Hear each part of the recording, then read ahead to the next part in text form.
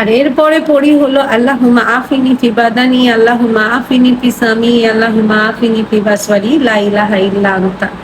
এটা সুস্থতার জন্য আল্লাহর কাছে আমরা চাই যে আল্লাহ আমাকে সুস্থ রাখেন, কোনো রোগ বালা যেন আমাকে না ধরে। এটা হলো সুস্থতার জন্য, এটাও হাদিস থেকে নেওয়া। তাহলে আমরা ৩ বার পড়ি আল্লাহুম্মা আফিনি ফি বাদানি, আল্লাহুম্মা আফিনি ফি সামি, আল্লাহুম্মা আফিনি ফি বাসরি, লা ইলাহা ইল্লা আনতা।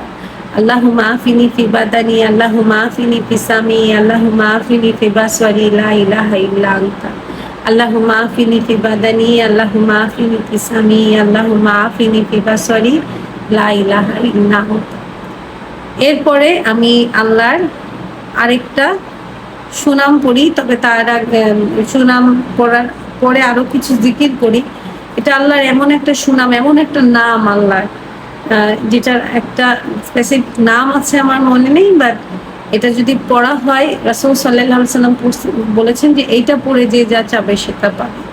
আল্লাহুম্মা ইন্নী আসআলুকা বিআন্নী আশহাদু আন্নাকা আনতাল্লাহ লা ইলাহা ইল্লা আনতা আল আহাদ as-samad allazi lam yalid wa lam yulad wa lam yakul lahu kufuwan ahad। এখানে লাস্টের পার্টটা কিন্তু সূরা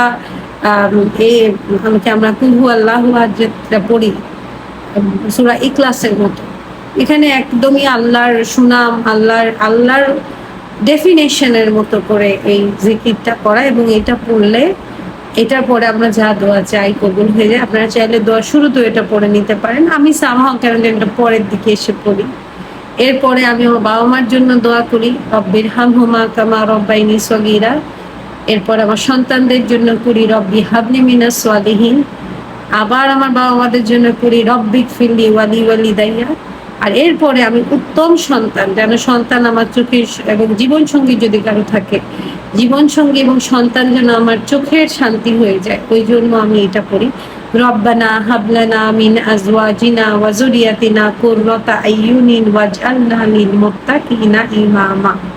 মানে আল্লাহ আমার জীবন সঙ্গীকে, আমার সন্তানদেরকে এবং আমার চোখের শান্তি করে দেন, এবং আমাকে, মানে আমি যতদূর মনে পড়ে যে আমাকেও আপনি সফল মানুষদের মধ্যে, মুত্তাকিনদের মধ্যে আল্লাহ আপনি অন্তর্ভুক্ত করেন।